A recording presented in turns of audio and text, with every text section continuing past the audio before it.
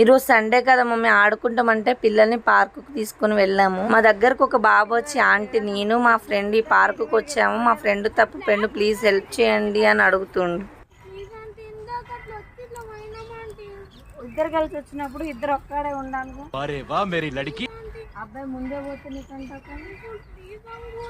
కాదు, ఒక అబ్బాయి ముందే పోతే ఎట్లా ఉంటుంది పోతారా ముందు.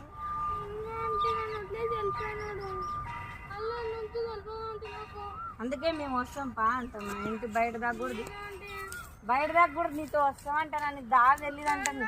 నేను అదే చెప్తున్నా, నీకు దారి తెలియదు అంటున్నావు కానీ నేను నీతో పాటు వస్తుందా అంటాను.